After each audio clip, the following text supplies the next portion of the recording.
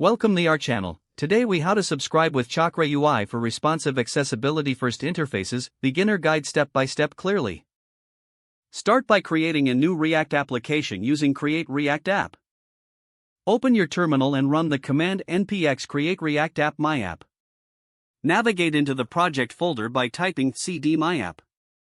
Install Chakra UI by running npm install at Chakra UI /reacted emotion /styled framer motion. Next, open your project in your preferred code editor. Import the necessary Chakra UI components in your main application file, usually app.js. Wrap your application in the Chakra provider component. This will allow you to utilize Chakra UI's components throughout your app. Now, decide on the components you want to implement for your responsive interface. Chakra UI offers a wide range of accessible components including buttons, forms, modals, and cards. Let's start by adding a responsive button component to your app. Use the button component from Chakra UI and customize it with appropriate props. Ensure that your button has clear labeling for accessibility.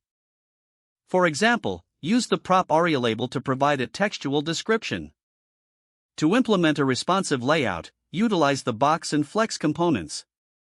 Box allows you to control spacing, layout, and more within your interface. Use the flex component to arrange your items in a row or column using the direction prop. To ensure your app is mobile-friendly, leverage Chakra's responsive utility functions. You can specify styles that change based on the viewport size. For instance, use the prop display equals, base, block, MD, flex, for different screen sizes. As you add more components, check the accessibility guidelines. Use semantic HTML elements wherever possible. For example, implement forms with labels and correct input types.